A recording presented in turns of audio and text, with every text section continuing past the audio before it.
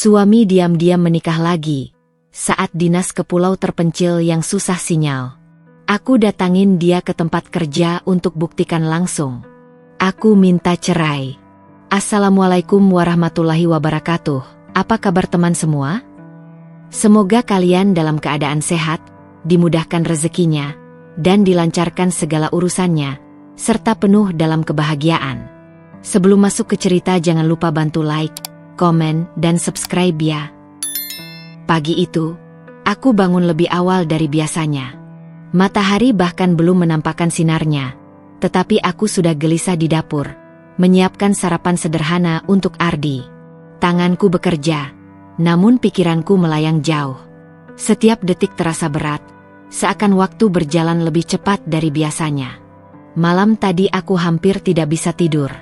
Aku terus memandangi wajah suamiku yang tertidur di sampingku, seolah ingin merekam setiap detailnya dalam ingatan. Entah kenapa, ada rasa takut yang terus menghantui hatiku. "Din, kamu belum tidur?"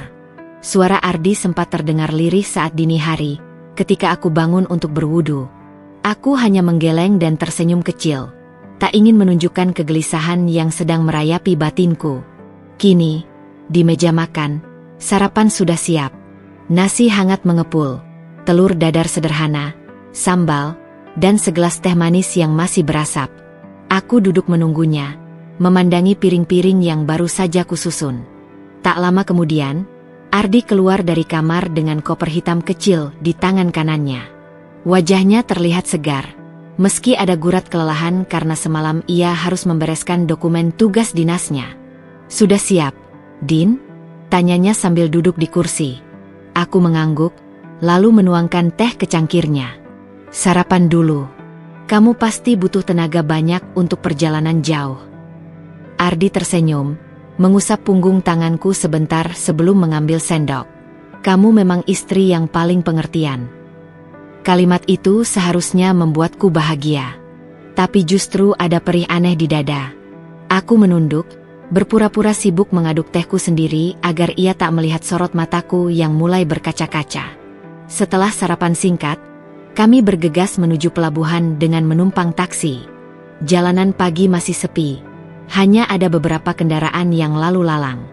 Jendela taksi sedikit terbuka, angin laut mulai tercium membawa aroma asin yang khas. Aku duduk di samping Ardi, menggenggam tangannya erat. Sesekali aku menoleh ke arahnya, seolah ingin memastikan keberadaannya sungguh nyata, bahwa ia benar-benar ada di sampingku saat ini. "Din, kamu kenapa terus memandangiku begitu?" tanya Ardi sambil tersenyum heran. Aku menggeleng cepat. "Tidak apa-apa. Aku hanya takut kangen terlalu lama."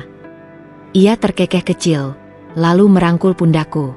"Ah, sebentar saja kok. Tugas ini paling lama 2 bulan. Kamu kan kuat menunggu." Aku menghela napas dalam-dalam. 2 bulan mungkin bukan waktu yang lama bagi orang lain, tapi bagiku terasa berat. Apalagi pulau tujuan dinas Ardi sangat terpencil. Katanya, akses internet terbatas, bahkan listrik pun tak selalu ada. Bagaimana mungkin aku bisa tenang jika komunikasi saja sulit dilakukan? Saat tiba di pelabuhan, suasana sudah ramai.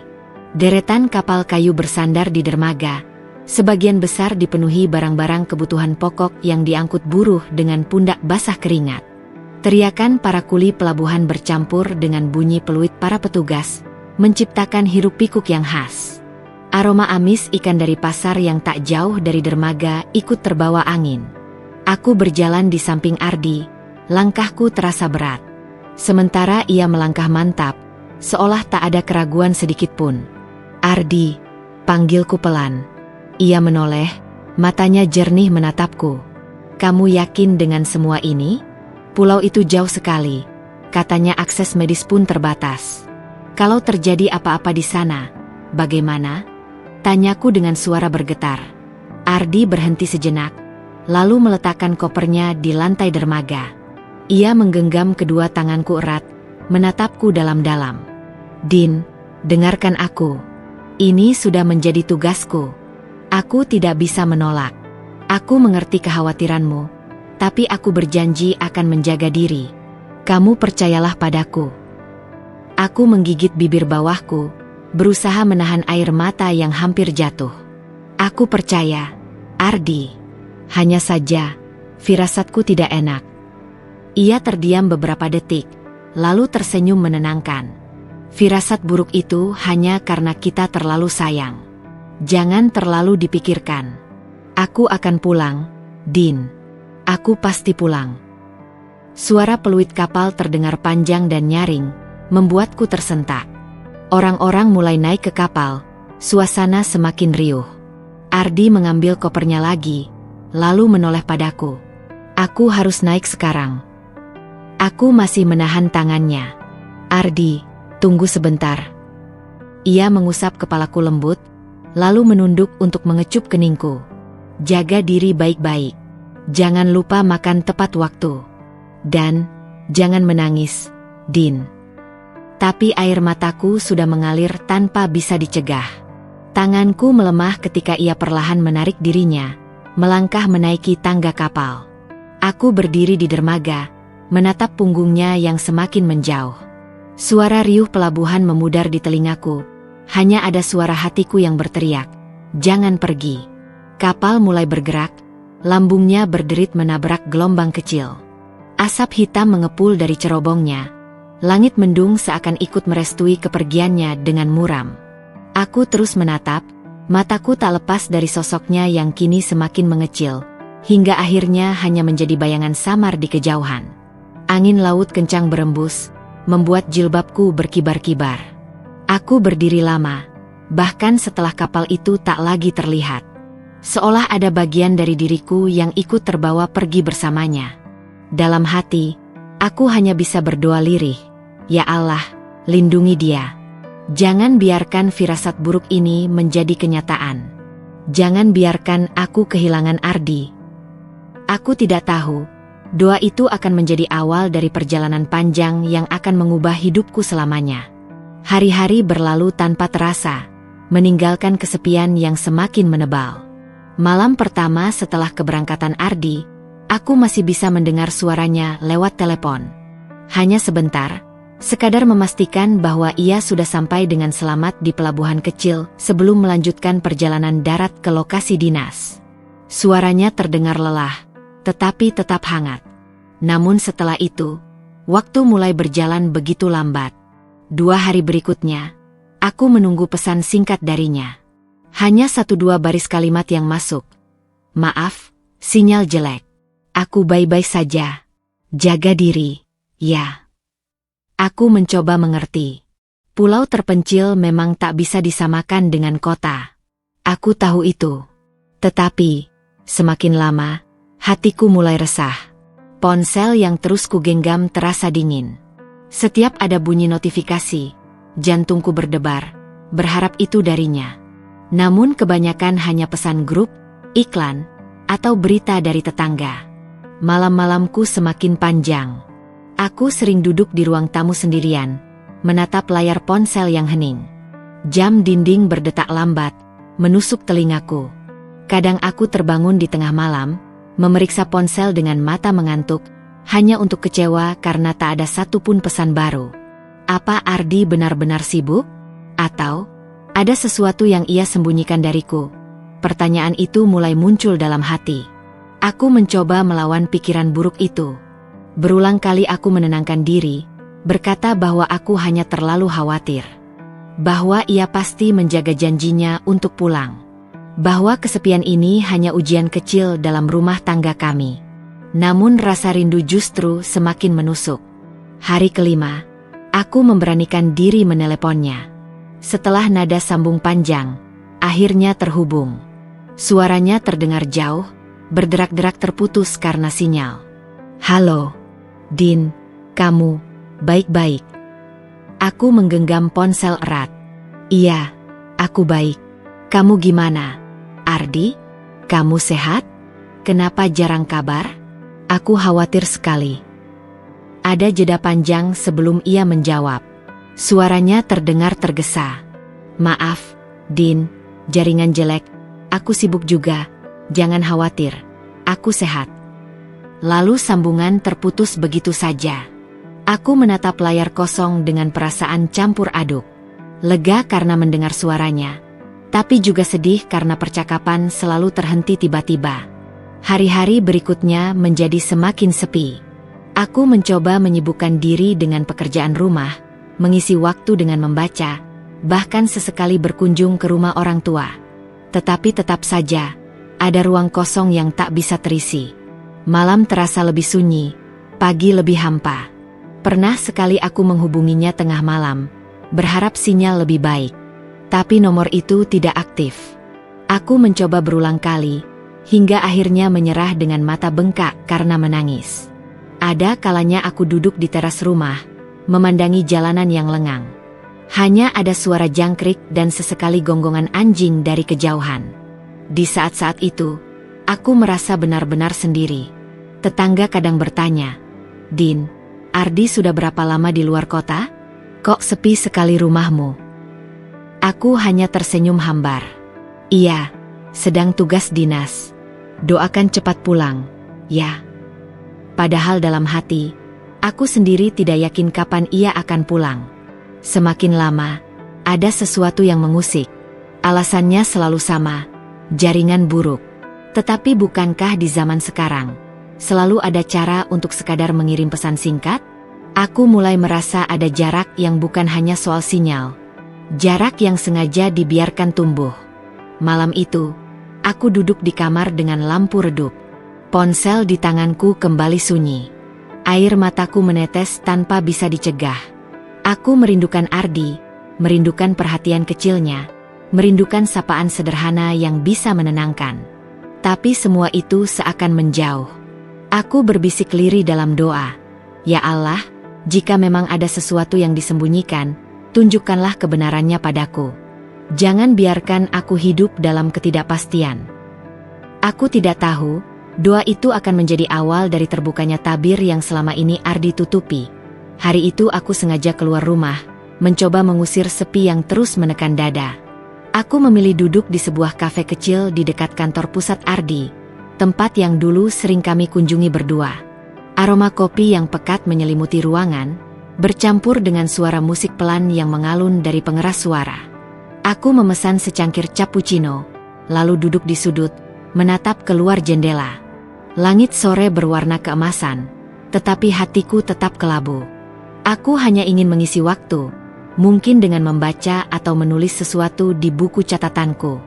Namun, takdir rupanya ingin mengantarkanku pada sesuatu yang tak pernah kuduga. Saat sedang asyik memandangi jalanan yang mulai dipenuhi orang pulang kerja, seseorang menepuk bahuku dari belakang. Aku menoleh, sedikit terkejut. Seorang pria muda dengan seragam dinas setengah resmi berdiri di sana. Wajahnya ku kenal samar, dan butuh beberapa detik untuk mengingat. Ia salah satu rekan kerja Ardi. Aku pernah melihatnya sekali di acara kantor. "Oh, Mbak Dina, ya? Istrinya Mas Ardi," katanya dengan ekspresi lega. Aku tersenyum kecil, meski agak kikuk. "Iya, benar. Maaf, Mas, siapa ya?" Ia tertawa kecil. "Saya Rendra. Saya satu tim dengan Mas Ardi, tapi baru saja ditarik kembali ke kota karena ada rotasi tugas." "Oh begitu," jawabku, mencoba ramah. "Silakan duduk, Mas." Rendra duduk di hadapanku, langsung memesan kopi hitam.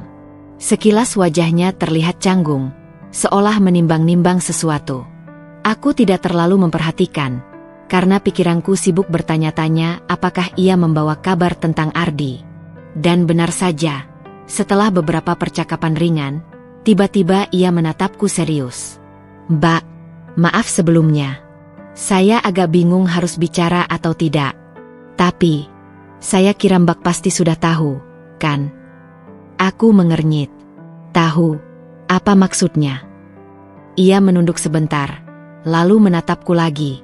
Dengan nada hati-hati, ia bertanya, "Kamu sudah tahu, kan, kalau suamimu menikah lagi di sana?"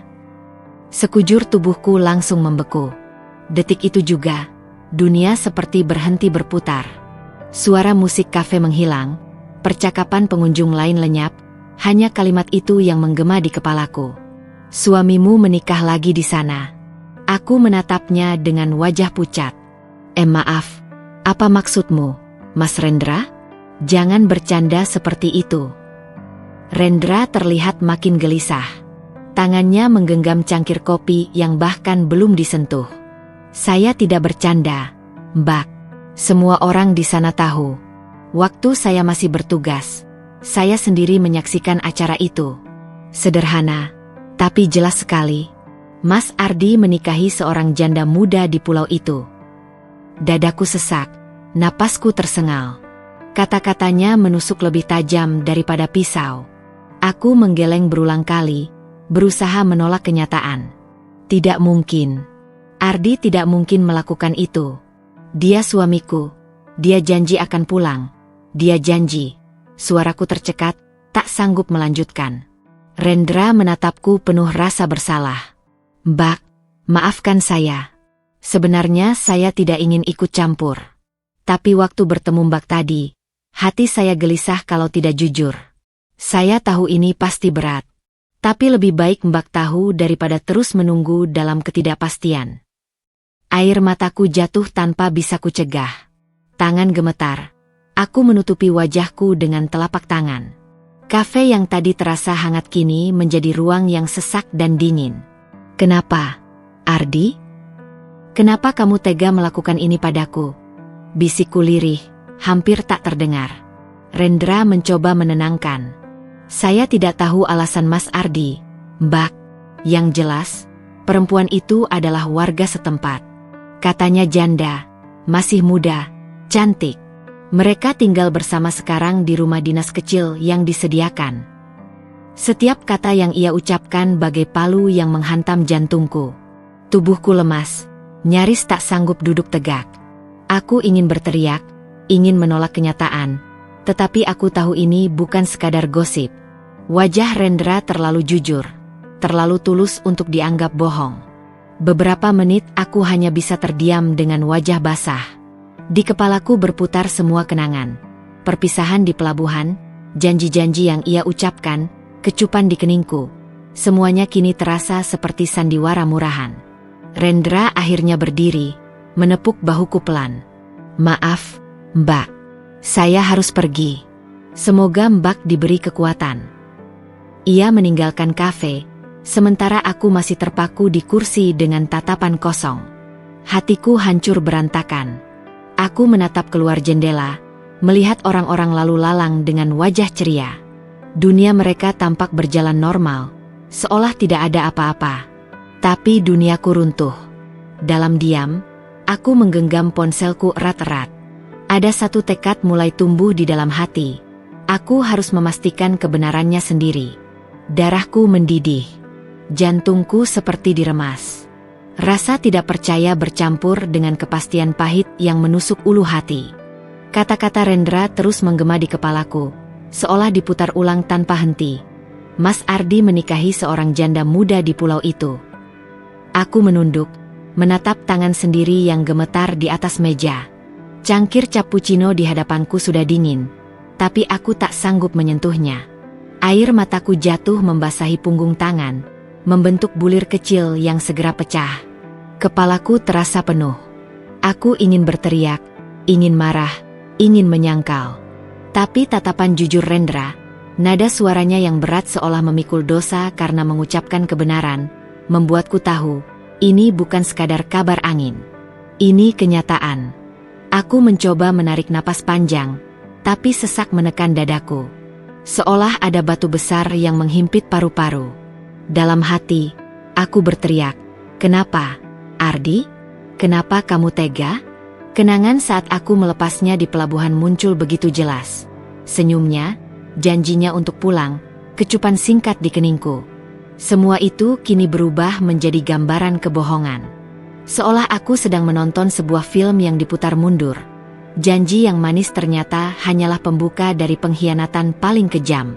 Aku berdiri dari kursi, melangkah keluar kafe dengan langkah terhuyung. Jalanan sore masih ramai. Orang-orang melintas dengan tawa, membawa belanjaan, menggandeng pasangan mereka.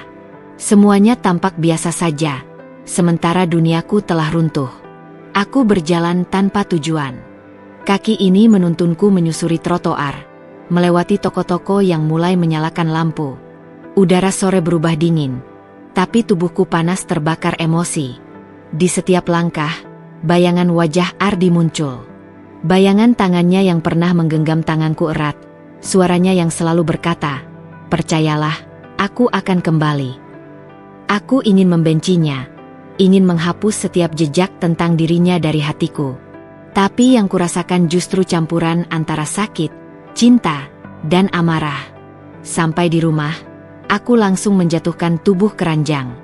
Kamar terasa begitu sunyi, dinding-dindingnya seperti merapat, menekanku.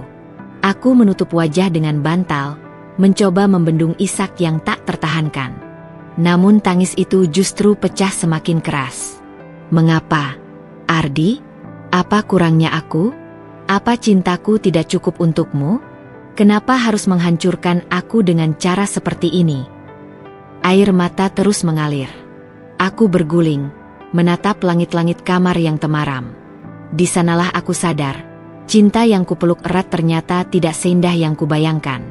Aku merasa seperti orang bodoh yang ditipu habis-habisan oleh suami sendiri. Malam itu, aku tidak bisa tidur.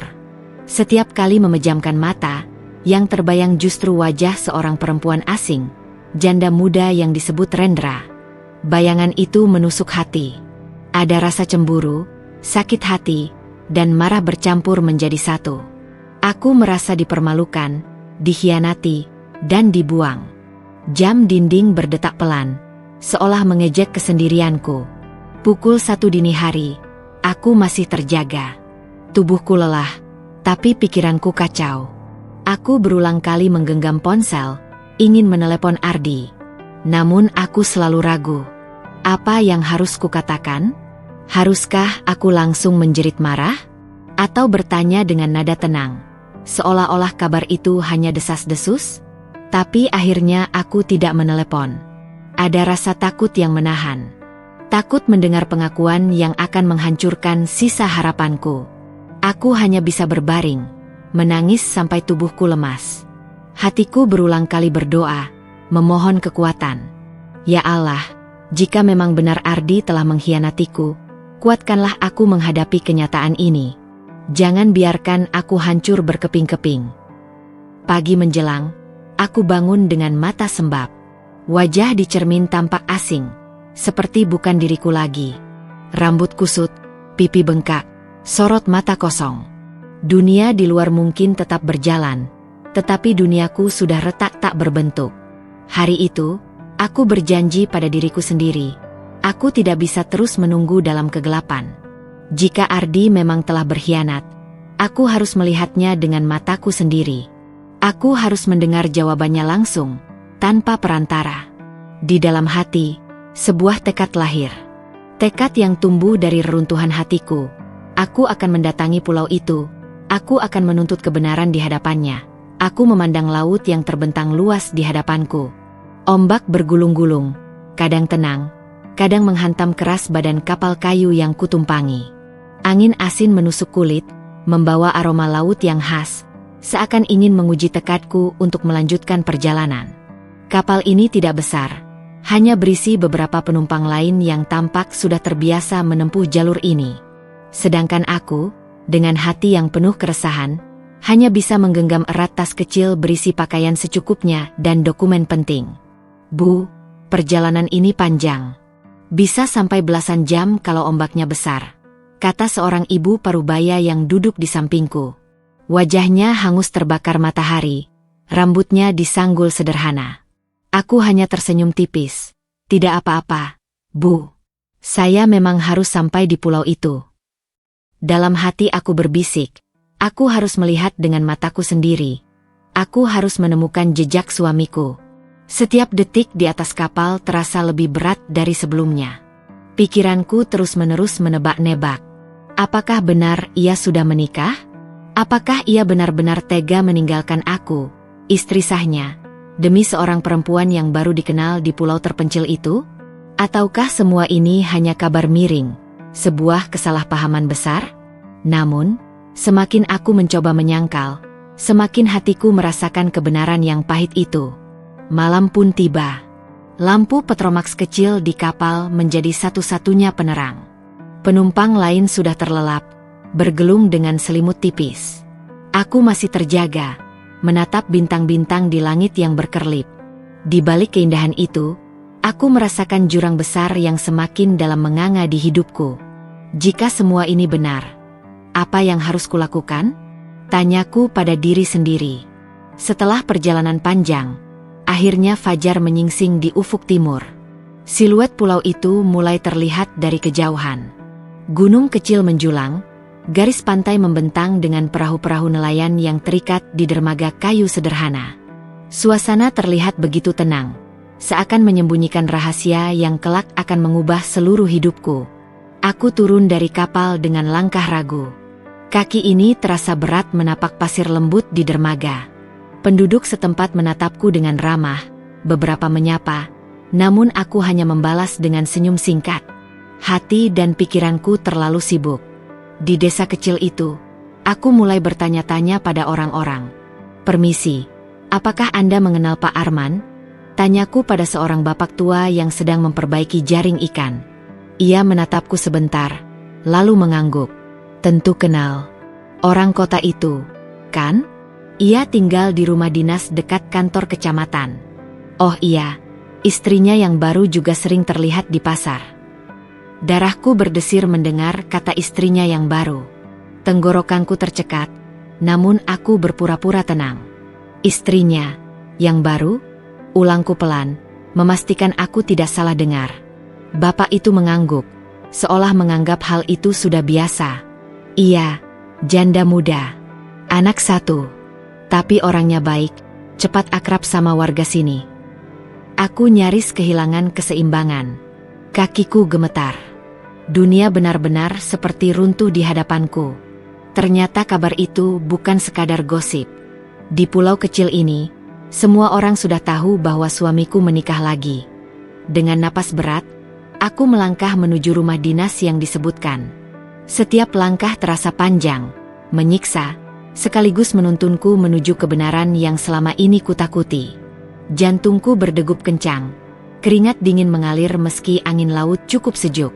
Dan di sanalah, dari kejauhan, aku melihat sosok yang kukenal. Arman, suamiku. Ia sedang berdiri di teras rumah, tertawa lepas bersama seorang perempuan muda yang menggendong anak kecil. Pemandangan itu menghantamku lebih keras daripada badai di tengah laut. Aku berhenti, berdiri terpaku. Hatiku hancur berkeping-keping. Jadi ini kebenarannya? Inikah jejak yang harus kutemukan? Suasana pulau kecil itu begitu berbeda dengan hiruk-pikuk kota. Jalanan masih berupa tanah yang mengeras, beberapa beralaskan batu karang, dan rumah-rumah berdiri sederhana, terbuat dari papan kayu yang mulai kusam dimakan waktu. Namun di balik kesederhanaan itu, setiap orang yang kutemui seakan membawa potongan cerita yang semakin menorehkan luka di hatiku. Aku berjalan menyusuri jalan sempit yang membelah perkampungan. Anak-anak kecil berlarian, tertawa riang tanpa beban. Mereka sesekali menoleh ke arahku, wajah polos itu berbisik-bisik, seolah mengenalku, seolah tahu sesuatu yang tak ku ketahui. Di pasar kecil, aku mendengar percakapan samar dua ibu-ibu yang sedang memilih sayur. Itu suaminya Bu Lina, kan?" Bisik salah satu dari mereka sambil menoleh ke arahku. "Bukan, yang ini kayaknya orang baru. Kalau suami Bu Lina itu si Pak Arman, orang kota yang kerja di kecamatan. Katanya nikah sama Bu Lina 2 bulan lalu." Tubuhku menegang. Nama itu, Bu Lina. Bayangan janda muda yang selama ini hanya kudengar lewat kabar samar kini mulai punya rupa, punya nama. Aku mendekat ke salah satu penjual ikan, pura-pura menawar, padahal niatku hanya ingin memancing informasi. "Ikan tongkolnya berapa, Bu?" Tanyaku, suara bergetar. Perempuan itu tersenyum ramah. 10.000 saja, Bu. Mau masak buat suami ya? Kalau Pak Arman biasanya istrinya yang beli di sini. Orangnya ramah sekali, janda muda, cantik pula. Untung cepat dapat suami baru. Kasihan kalau sendirian terus. Kata-kata itu seperti pisau yang menembus telinga, langsung ke dadaku. Janda muda, cantik, ramah, istri suamiku. Aku hanya bisa mengangguk, menyerahkan uang tanpa benar-benar tahu apa yang kulakukan. Hari itu aku tak langsung mendatangi rumah dinas tempat Arman tinggal. Kakiku gemetar, hatiku terlalu rapuh. Aku memilih duduk di tepi pantai, membiarkan angin laut menampar wajahku yang basah oleh air mata. Bayangan tentang janda muda itu terus menguasai pikiranku. Aku membayangkan sosoknya. Bagaimana rupanya? Apakah benar secantik yang digambarkan orang-orang? Apakah ia begitu memikat hingga membuat Arman lupa bahwa ia sudah punya istri sah di kota, yang dulu ia janji akan setia sehidup semati? Aku memejamkan mata, mencoba mengatur napas. Namun yang kulihat justru potongan-potongan kenangan bersama Arman. Janji setia di pelaminan, tawa kecil saat makan malam sederhana, bahkan ucapan terakhirnya di pelabuhan sebelum berangkat dinas. Hanya sebentar, jangan khawatir. Rasanya aku ingin berteriak sekencang-kencangnya, melepaskan semua sakit yang menyesakkan dada. Tapi aku hanya bisa diam, menahan segalanya seorang diri. Malam harinya, aku menyewa kamar sederhana di rumah penduduk. Seorang ibu pemilik rumah dengan ramah menawarkanku makan malam. Saat kami berbincang, ia tanpa sadar menyebut, "Kalau ada perlu, tanyakan saja ke Pak Arman. Beliau orang penting di sini, apalagi setelah menikah sama Bu Lina." Warga makin menghormati mereka. Aku terdiam, sendok di tanganku hampir terlepas. Jadi bukan hanya suamiku menikah lagi, tapi seluruh pulau ini pun telah menerima pernikahan mereka seakan itu sesuatu yang wajar. Malam itu aku tidak bisa tidur. Bayangan janda muda bernama Lina terus menghantui benakku. Aku membayangkan bagaimana ia tersenyum di hadapan orang-orang, bagaimana ia mungkin duduk di samping Arman sambil tertawa, bahkan bagaimana anak kecil yang digendongnya memanggil suamiku dengan sebutan, "Ayah." Semakin kupikirkan, semakin hatiku terasa hancur. Namun di balik kepedihan itu, tekadku mulai mengeras. Aku tidak boleh pulang dengan hati penuh tanda tanya. Aku harus melihat sendiri, harus mendengar dari mulutnya langsung.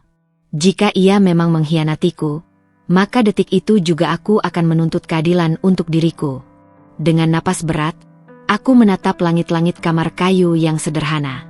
Malam itu aku bersumpah, esok aku akan berdiri di hadapan bayangan janda muda itu.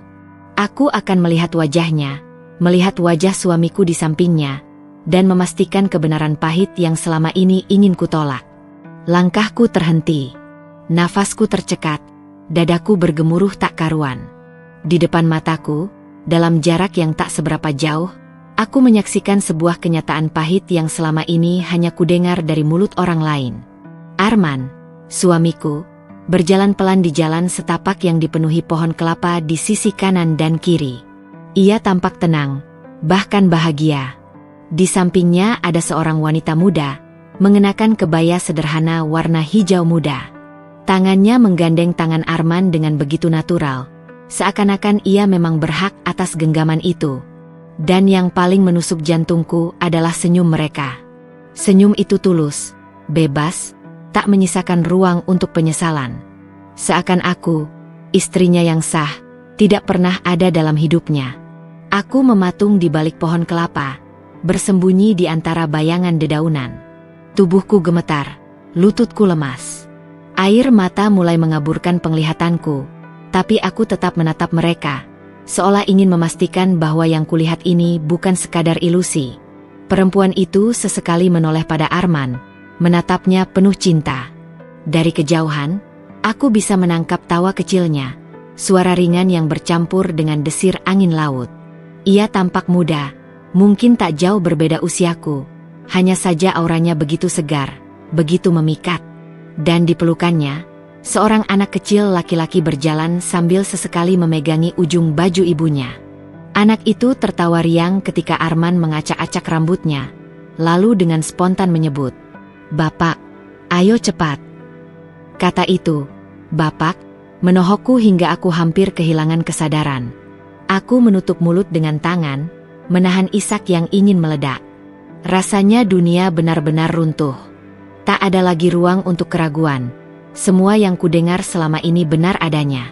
Suamiku telah berkhianat, bukan hanya dengan menikahi janda muda itu, tapi juga merengkuh anaknya, seolah ia benar-benar bagian dari hidup barunya. Pikiranku kacau. Bagaimana ia bisa tega? Bagaimana ia bisa melupakan begitu saja pengorbananku selama bertahun-tahun?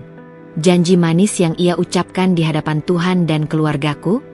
Aku yang selalu menunggunya pulang, aku yang selalu menguatkan saat ia mengeluh soal pekerjaannya, aku yang pernah ia dekap dengan penuh cinta, kini hanya menjadi bayang-bayang tak berarti.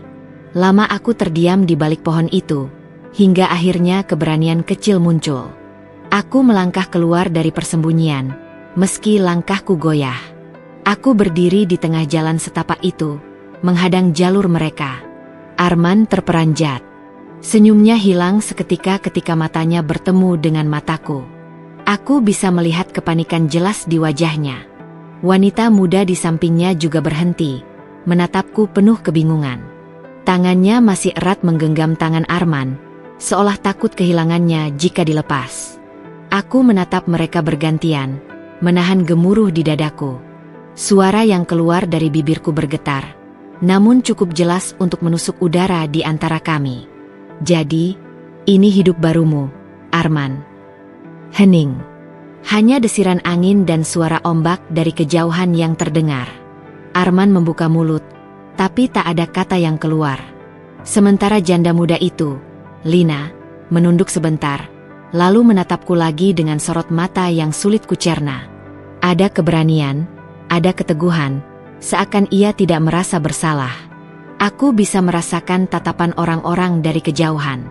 Beberapa warga yang kebetulan lewat berhenti, memperhatikan kami dengan penuh rasa ingin tahu. Seolah mereka sudah lama menunggu adegan ini terjadi. Istri sah datang menuntut kebenaran.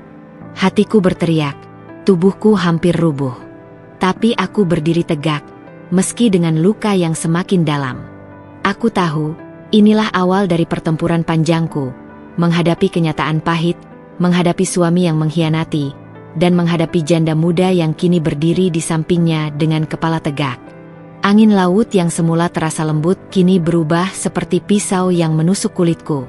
Aku berdiri tegak di hadapan mereka, meski kakiku gemetar hebat. Di depan mataku, dua sosok itu berdiri berdampingan. Arman, lelaki yang dulu kucintai sepenuh hati, dan seorang perempuan muda yang kini menjadi bayangan hitam dalam rumah tanggaku. Aku istrimu yang sah, Arman. Suaraku bergetar namun tegas. Apa yang kau lakukan di sini? Siapa dia? Wajah Arman pucat pasi. Matanya berkedip-kedip, mencari kata yang tak kunjung terucap. Nafasnya berat, seperti seseorang yang baru saja terperangkap dalam kebohongan yang terlalu lama dipelihara. Si janda muda, Lina, menunduk.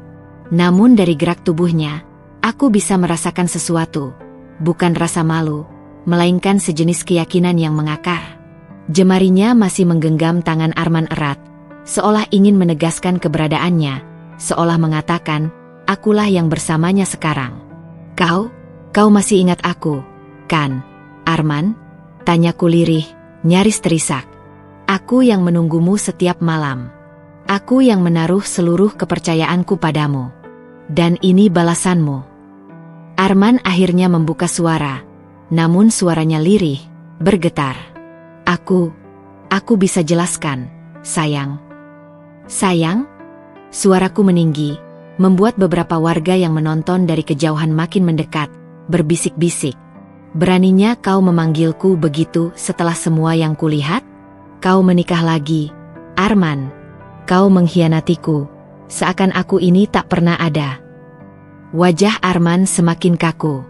Ia menoleh sekilas ke arah Lina, seolah mencari kekuatan di sana. Lina mengangkat kepalanya perlahan, lalu berkata dengan nada tenang namun menusuk. Maaf, Bu, tapi Arman memilih tinggal bersamaku. Aku tidak pernah memaksa. Dialah yang datang padaku, yang melamar aku di hadapan keluarga dan warga di sini. Dunia seakan runtuh sekali lagi. Kata-kata Lina bagai palu godam yang menghantam kepalaku. Aku menoleh ke arah Arman, menuntut kebenaran lewat tatapan mataku yang penuh amarah bercampur luka.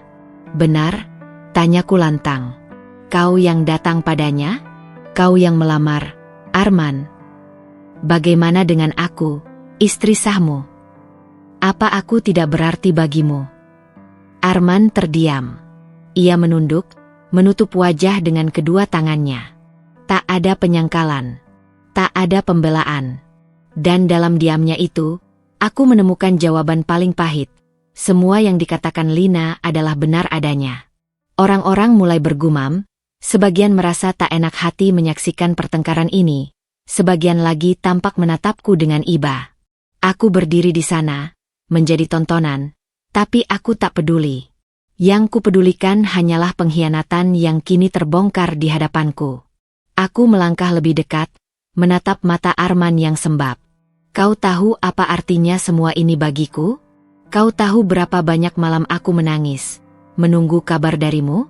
Dan ternyata, kabar itu ada, tapi bukan untukku, untuknya." Suasana tegang.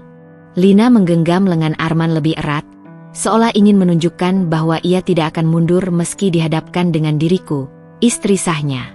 Aku menegakkan tubuh, menahan air mata yang hampir pecah. "Kalau memang itu pilihanmu, Arman, maka aku juga punya pilihanku. Jangan pernah kembali padaku. Jangan pernah cari aku lagi.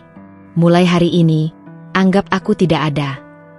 Kata-kata itu meluncur dengan getir, namun justru membuat dadaku sedikit lega. Arman terperangah.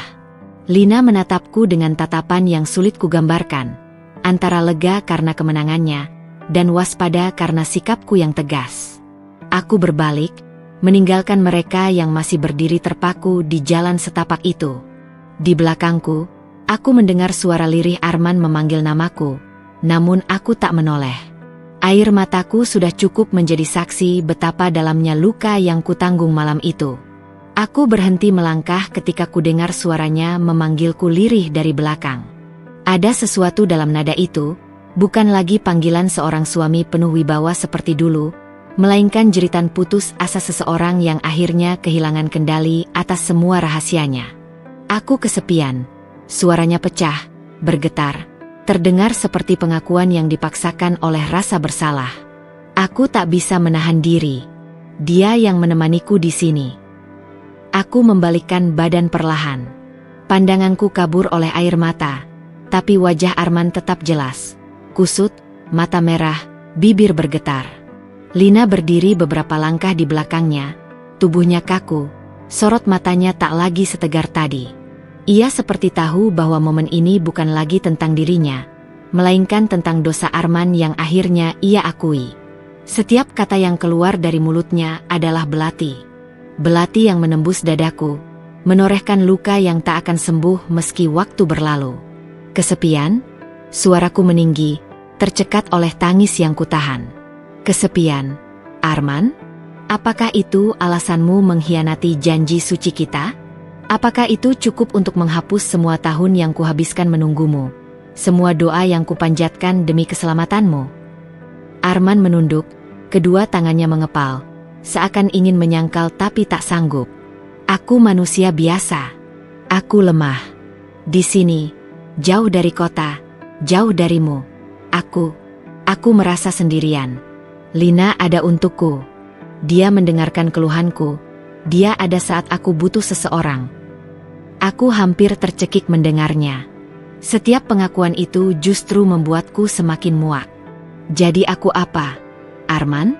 Hanya tempatmu pulang kalau kau bosan? Hanya nama di buku nikah yang kau tinggalkan di kota? Air mata mengalir deras di pipiku. Aku berusaha keras berdiri tegak, meski tubuhku ingin rubuh. Orang-orang masih menatap dari jauh, sebagian sudah berbisik-bisik, sebagian memilih menghindar, tapi telinga mereka tetap menangkap setiap kata. Arman akhirnya berani menatapku, wajahnya penuh penyesalan. Aku salah. Aku tahu, tapi aku mencintaimu juga. Aku tertawa getir.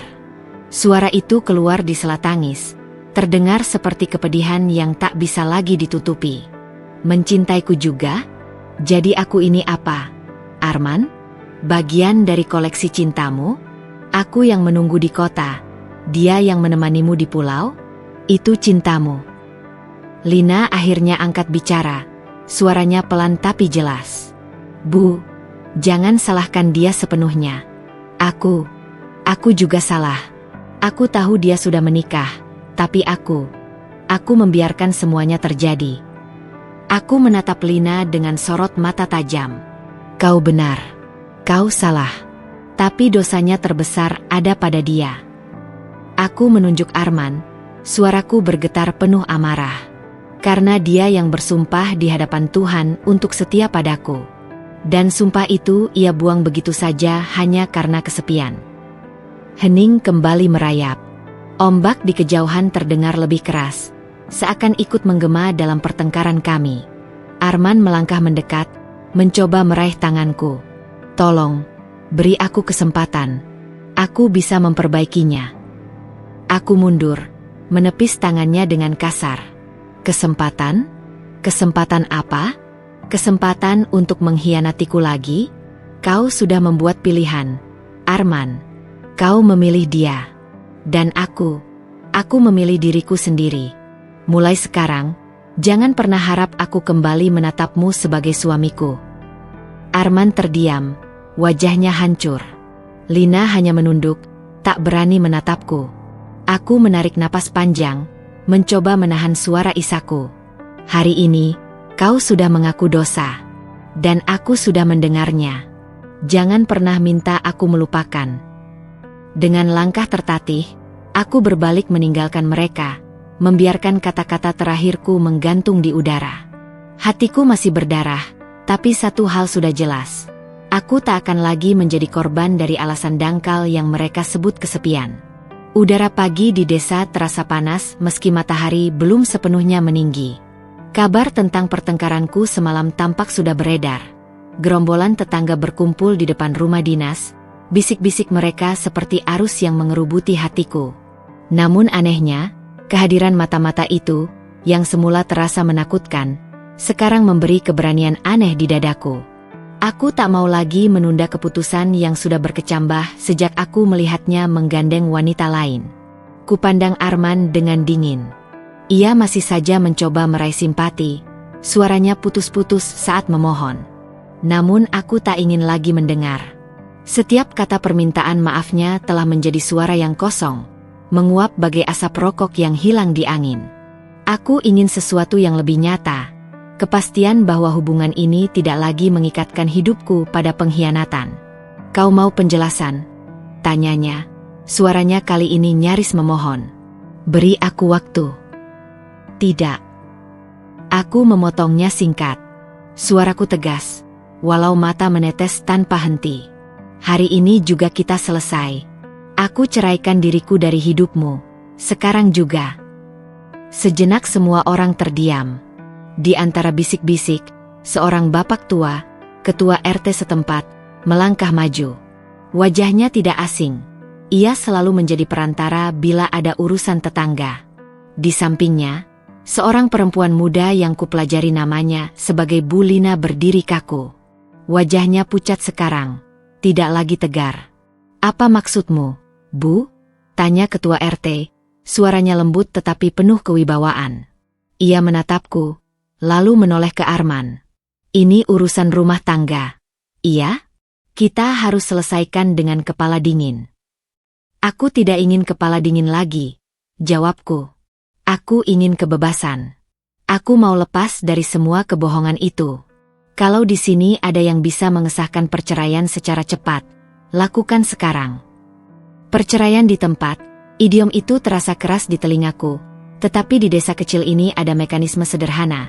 Kepolisian kecamatan dapat membuat laporan, dan dengan saksi serta pengakuan, perceraian bisa dimulai prosesnya langsung di meja RT atau di kantor desa, lalu diteruskan ke kantor KUA atau pengadilan agama untuk keabsahan administrasi. Aku tak peduli prosedur panjangnya. Aku hanya ingin melepaskan namaku dari daftar hati yang sudah tidak setia. Arman terpaku. Matanya menatapku seperti ingin membela diri, tetapi bibirnya kaku. Din, kau tidak bisa. Bisa, potongku. Dan suaraku kini keras sehingga beberapa anak yang berada di dekat pagar menunduk. Kau yang memilih hidup dengan dia. Aku memilih belum kehilangan harga diriku.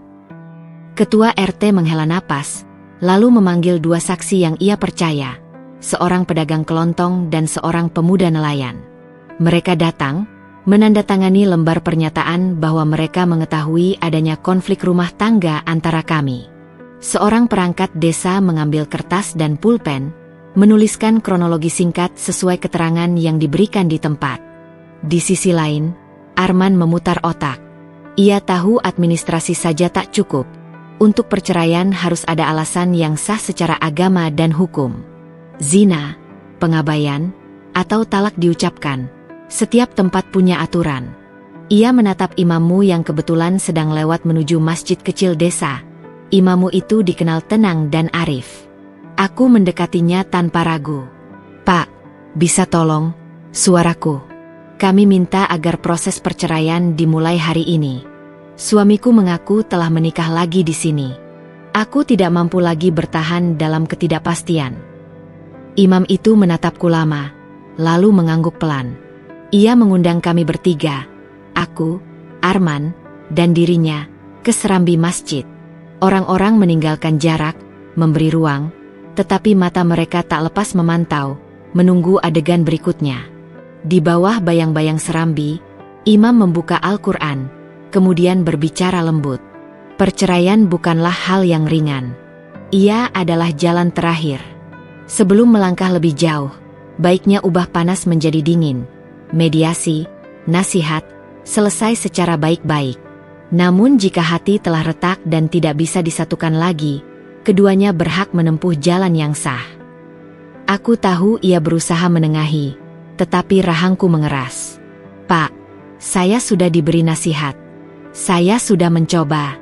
Saya datang ke sini bukan karena ingin menghancurkan keluarga, tetapi karena saya tidak mau terus diperbudak oleh harapan yang palsu. Saya minta talak sekarang. Saya melepaskan hakku. Ucapan itu membuat sunyi. Di sisi lain, Arman membela diri, sebelah matanya berkaca-kaca. Din, aku minta maaf. Aku tidak bermaksud meninggalkanmu. Tapi aku juga tidak bisa membohongi perasaanku. Di sini ada anak. Kau memilih menjadi ayah untuk anak yang bukan dari pernikahan kita, sementara meninggalkan aku tanpa kejelasan, potongku. Itu bukan pilihan yang bisa kita selesaikan dengan kompromi lagi. Imam menutup kitabnya perlahan. Ia menatap kami berdua, lalu berkata, jika memang yang diminta adalah penyelesaian yang sah secara syariah, maka talak yang diucapkan dengan sadar, atau pengajuan di pengadilan agama, akan menjadi jalan. Tapi jangan biarkan emosi menuntun langkah yang membuatmu menyesal. Aku menatap Arman, melihat lelaki yang dulu ku kenal. Ada penyesalan di wajahnya, tapi juga ada keteguhan yang tidak kukenali. Aku memutuskan untuk mengambil kendali penuh atas kata-kataku. Arman, aku tak ingin proses berlarut. Jika kau ingin menjelaskan, lakukanlah di pengadilan. Tapi di sini, di depan warga yang kau sakiti, kau akan mendengar apa yang kuputuskan. Aku menceraikan diriku dari hidupmu. Aku tidak butuh pengakuan cintamu lagi. Perangkat desa mengambil pernyataan tertulis dari kedua belah pihak sebagai bukti. Mereka menandatangani di hadapan saksi. Momen itu terasa seperti menorehkan garis yang memisahkan dua hidup. Garis hitam di atas kertas yang menuliskan kata selesai. Arman mencoba memegang tanganku. Din, tolong. Jangan lakukan ini di depan orang banyak. Kita bicarakan baik-baik. Aku menarik tangan darinya. Tidak ada yang bisa dibicarakan lagi. Arman, kau sudah bicara dengan tindakanmu. Lalu, di bawah pengawasan imam dan RT, sebuah proses sederhana dimulai. Pernyataan lisan dibacakan, saksi menanggapi, dan kemudian surat pernyataan pengakhiran ikatan dibuat sementara untuk diteruskan ke kantor agama. Aku menandatangani dokumen itu, tangan gemetar, tetapi terasa ringan. Seolah ada beban yang jatuh dari bahuku saat pena itu menyentuh kertas. Warga yang menonton bereaksi beragam. Ada yang mengangguk prihatin, ada yang menunduk, beberapa berkacak pinggang dengan rasa ingin tahu yang tidak tertutup-tutupi. Di antara kerumunan, aku melihat wajah ibu-ibu yang dulu menasihati, mata mereka berkaca-kaca. Itu bukan karena aku malu. Itu karena aku tahu keputusan ini berdampak pada harga diriku sebagai perempuan di masyarakat yang sering mengukur derajat lewat status pernikahan. Setelah tanda tangan, imam menyerahkan selembar dokumen sementara, surat keterangan adanya pernyataan perceraian, yang akan menjadi bukti saat prosedur administrasi dilanjutkan ke KUA dan pengadilan agama. Meskipun itu belum akhir secara hukum negara, bagiku itu adalah akhir yang paling nyata, akhir dari harap palsu, akhir dari penantian tak berujung. Sebelum aku meninggalkan Serambi, aku menatap Arman sekali lagi. Ada amarah, tapi ada pula rasa damai yang baru saja tumbuh. "Jangan cari aku," bisikku pelan. "Jika ada sisa nurani di hatimu, rawat keluarga barumu dengan lebih baik. Semoga kau tidak menyakiti orang lain seperti kau menyakitiku." Ia menunduk. Kata-kata terakhir itu adalah doa dan kutukan, tergulung menjadi satu. Kembali ke jalan, langkahku terasa berat namun bebas. Bebas dari rantai yang selama ini kusangka cinta. Di dalam tas, kertas-kertas itu bergesekan. Tanda bahwa hidupku kini harus menata ulang segala sesuatu. Nama, rumah, rencana masa depan. Satu hal yang jelas, perceraian di tempat ini bukan akhir peperangan. Administrasi, keluargaku di kota, tekanan sosial, semua masih menunggu. Namun ketika aku melangkah menjauh dari kerumunan, ada sesuatu yang berbeda dalam dada. Meski perih, ada angin baru yang mengantarkan harapan. Harapan untuk memulai hidup tanpa bertaut pada kebohongan, harapan untuk menemukan harga diri yang lebih besar dari sekadar status seorang istri. Di perjalanan pulang, aku merasakan pandangan tetangga yang mencampakkanku berubah. Ada yang menatap dengan iba, ada yang mengagumi keberanianku. Di benak, aku sudah merancang langkah selanjutnya. Kembali ke kota, urus dokumen resmi, berkumpul dengan keluarga, dan menyusun strategi untuk menjaga masa depan tanpa bayang-bayang pria yang dulu kusebut suami. Di atas segalanya, satu pelajaran terbakar jelas. Tidak ada lagi ruang untuk menunggu alasan. Jika cinta berubah menjadi pengkhianatan, maka berani melepaskan bukanlah tanda menyerah, tetapi wujud keberanian untuk hidup utuh kembali. Perjalanan pulang terasa seperti menempuh rute yang sama, namun aku bukan lagi orang yang sama. Kota yang dulu kutinggali dengan rutinitas dan harap kini menyambutku dengan riuh kecil berita yang sudah menyebar. Aku kembali, tetapi bukan sebagai istri yang pulang karena rindu, melainkan sebagai wanita yang membawa luka dan keputusan. Kendaraan umum melaju di jalan-jalan yang akrab, lampu-lampu toko berkerlip, namun setiap pemandangan menimbulkan kilasan ingatan tentang pengkhianatan itu.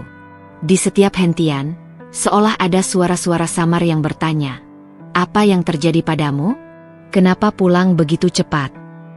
Aku menatap jendela, menahan agar mata tidak memperlihatkan kebingungan. Di dada ada rasa kosong yang berat, diselingi kilasan lega yang tak kuakui pada siapapun. Setiba di rumah orang tua, langkah pertama yang kutaruh adalah di depan ruang tamu. Di sana keluarga menunggu dengan ekspresi yang campur aduk. Ibuku memelukku panjang, tubuhnya gemetar di bawah pelukan itu. Ada amarah yang disimpan rapi di balik pelukan itu, ada pula kelembutan yang membuat dada ini sedikit lunak. Ayah hanya terdiam, menatap wajahku seperti menimbang beban yang baru kugantungkan di hadapannya. Kakakku berdiri di samping, mata merah, bibirnya menggeram marah pada pria yang sudah menghancurkan harga diriku. Percakapan pertama kami tidak lagi hangat seperti dulu ketika aku pulang karena rindu. Kata-kata meluncur cepat dari mulutku. Versi singkat dari apa yang terjadi, yang kukemas agar mereka tahu tanpa terjebak pada detil yang menyakitkan. Aku bercerita tentang pertengkaran di pulau, tentang pengakuan kesepian yang dijadikan alasan, tentang talak yang kuberikan di hadapan warga. Ibuku menutup telinga beberapa kali ketika aku menyebut nama Lina. Ia tak sanggup membiarkan bayangan itu terus hidup dalam kepala anaknya. "Kamu sudah lakukan yang benar," kata ibuku akhirnya. Suaranya patah tapi tegas. "Harga dirimu bukan untuk dipermainkan. Kita akan urus semuanya." Ucapan itu seperti balsem, tetapi juga menegaskan bahwa ada jalan panjang yang menanti.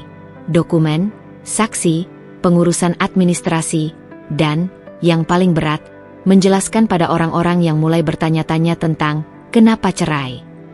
Desas-desus di lingkungan tidak berhenti. Tetangga yang biasanya ramah kini menyapa dengan tatapan penuh tanya. Beberapa teman lama menelepon, menawarkan solidaritas. Beberapa lagi menarik diri, mungkin karena tidak ingin terjerat gosip. Pada satu sisi, perhatian itu menyentuh. Pada sisi lain, sorotan itu mengingatkanku bahwa perpisahan ini bukan hanya persoalan dua insan. Ia menjadi konsumsi publik yang menjadikan luka lebih besar karena harus dipertontonkan. Langkah praktis pun harus segera diambil. Kami mengunjungi pengacara keluarga yang dipercaya oleh keluarga ibu. Meja kayu di ruang tunggu terasa dingin ketika aku duduk.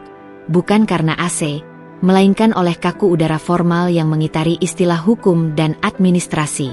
Ada daftar dokumen yang harus disiapkan. Surat nikah, buku nikah, bukti komunikasi, pernyataan saksi, serta kronologi kejadian.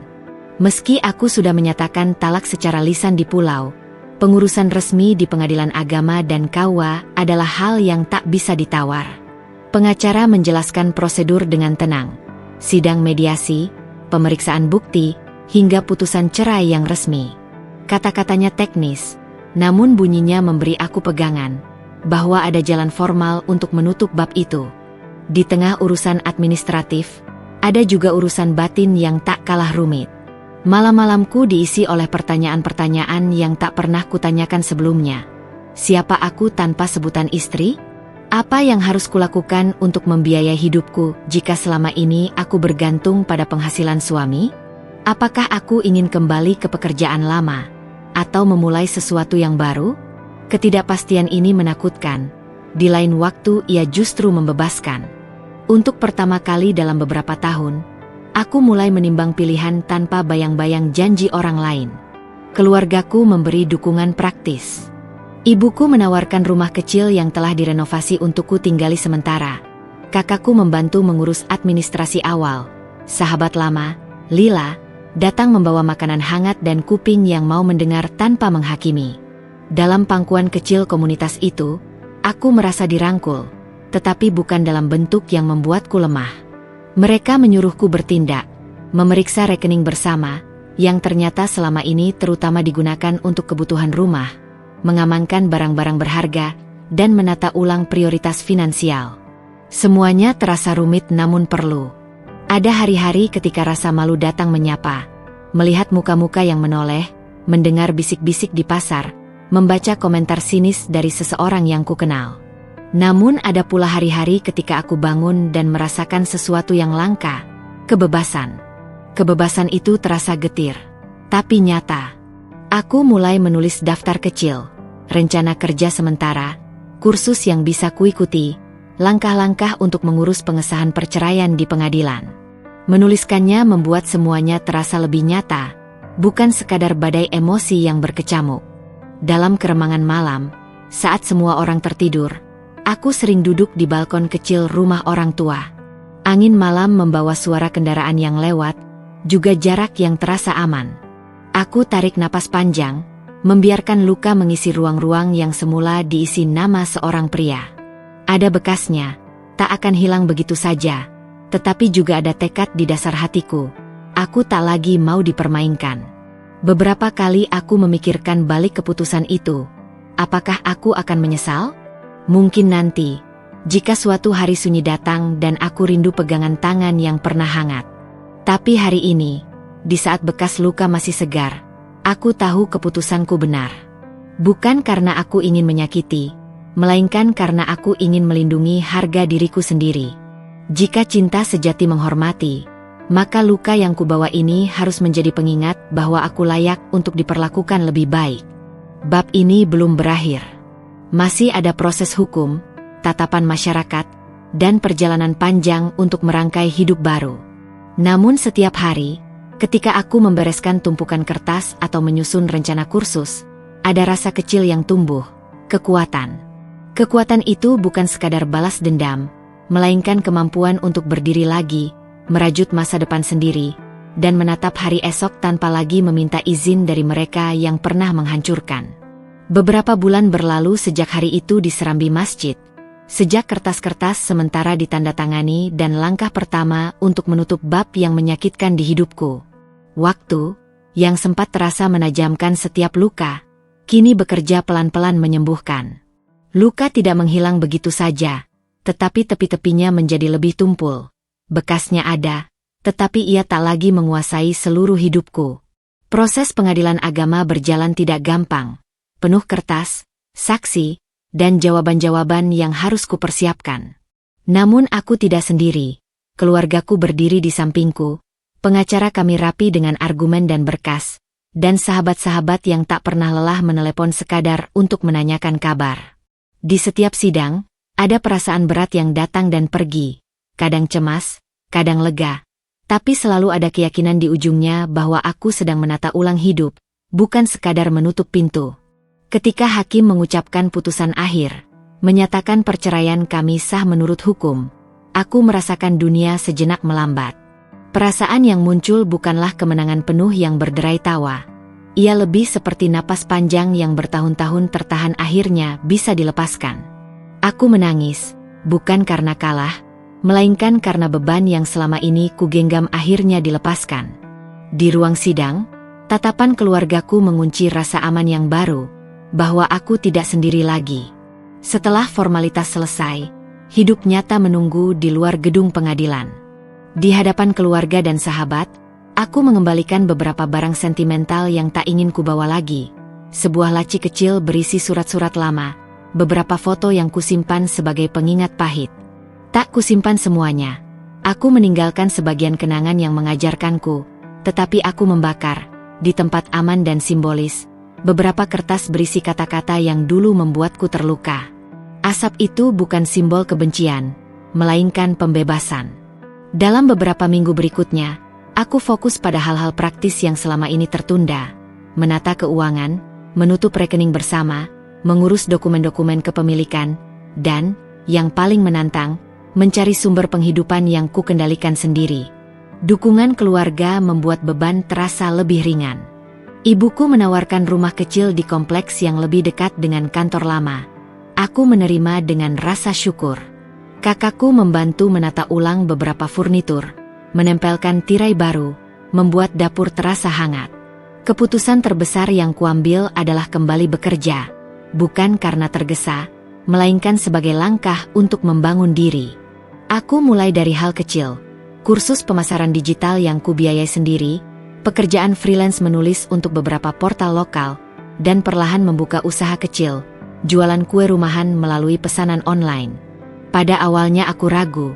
Suaraku sendiri masih bergetar ketika menawar harga atau membalas pesan pelanggan. Namun setiap pesanan yang datang memberi validasi. Aku mampu, aku mandiri, dan usahaku dihargai. Selain pekerjaan, aku juga menyadari pentingnya menyembuhkan batin. Aku bergabung dengan kelompok dukungan perempuan di komunitas, perempuan yang pernah melalui luka dan kini saling berbagi.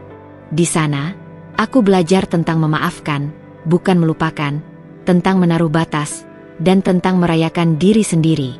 Sesi-sesi itu memberi ruang untuk menangis bersama, tertawa, dan belajar memposisikan harga diri sebagai pondasi, bukan hanya kata-kata kosong.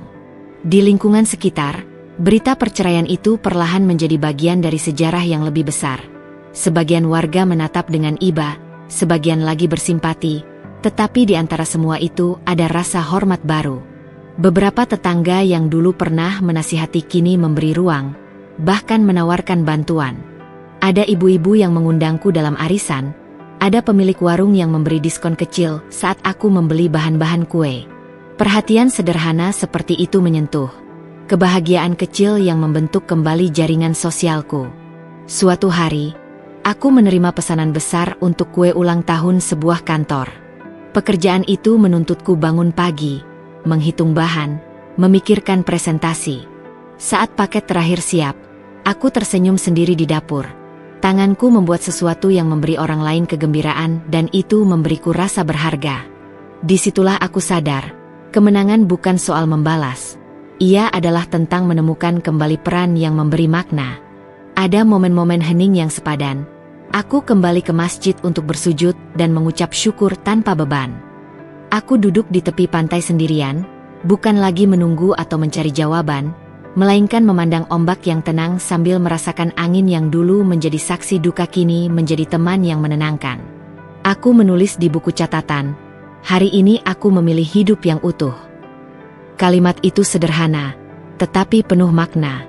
Di sisi lain, keluarga juga berproses. Ayah, yang sejak awal terdengar pendiam, kini sering tersenyum saat kami makan bersama.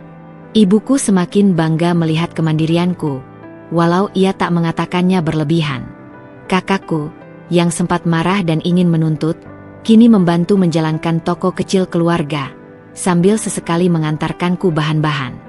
Sahabat-sahabat lama hadir di acara kecil pembukaan usaha online. Mereka menyiram doa, memberi komentar bagus, dan membagikan postinganmu ke lingkaran mereka. Dukungan itu nyata dan tak ternilai. Tak lama kemudian, ada tawaran mewawancarai aku untuk rubrik perempuan di sebuah majalah lokal, tentang perjalanan bangkit setelah perceraian. Pada awalnya aku menolak, privasiku terasa rapuh. Namun setelah dipikirkan, aku setuju.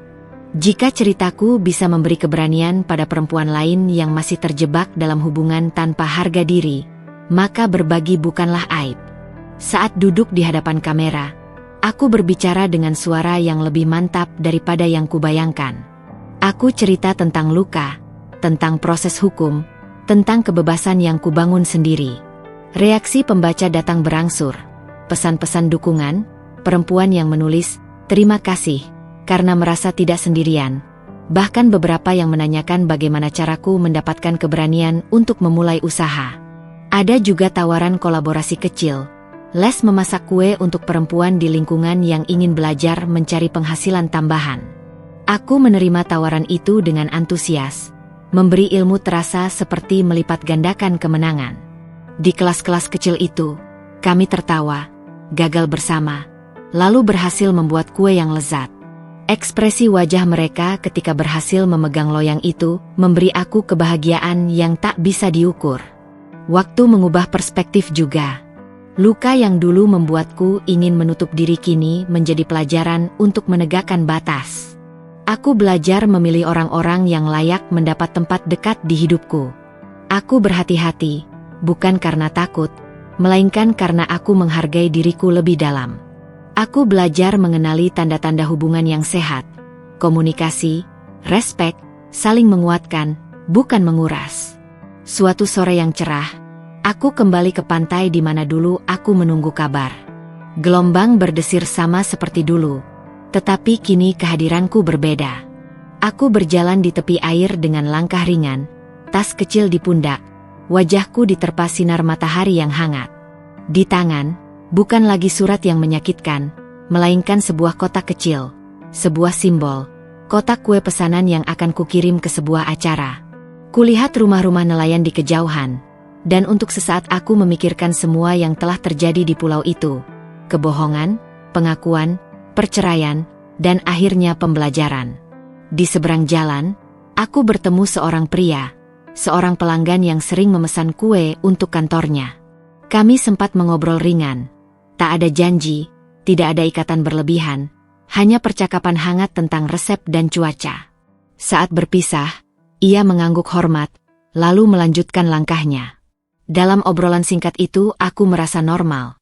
Aku merasa lagi menjadi wanita yang berdiri sepenuhnya sendiri, bukan lagi separuh dari sesuatu yang rapuh.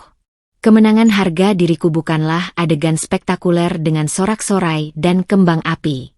Ia hadir dalam detail kecil, menandatangani kontrak pertama sebagai pemilik usaha, menerima komentar positif pelanggan, mengajari perempuan lain membuat kue, berdiri tegar saat orang menanyakan status pernikahan, dan menolak untuk kembali pada hubungan yang sudah terbukti beracun. Kemenangan itu juga hadir sebagai ketenangan batin, bisa menerima masa lalu tanpa membiarkannya menentukan masa depan. Di malam terakhir bab ini, aku menyalakan lilin kecil di meja makan. Di sekitarnya, foto-foto baru terpajang, keluargaku tertawa, kue-kue yang kubuat, kelas memasak yang penuh canda. Dalam diam, aku mengangkat tangan berdoa, bukan lagi memohon agar kembali seperti semula, melainkan mengucap syukur atas kekuatan yang diberinya. Ya Allah, terima kasih atas jalan ini. Beri aku kemampuan menjaga hati yang telah Engkau pulihkan. Lampu kecil di dapur menyala redup. Aku menatap cahayanya, kemudian menutup buku catatanku berisi rencana-rencana kecil untuk masa depan. Di luar, malam menutup hari dengan tenang. Dalam dadaku ada rasa damai yang baru. Aku berhasil melewati badai, dan kini berdiri di tempat yang lebih kuat. Kali ini aku yang pergi, dengan martabat, bukan karena terlempar. Kali ini aku memilih jalan yang kubangun sendiri. Dan itu, lebih dari apapun, adalah kemenangan.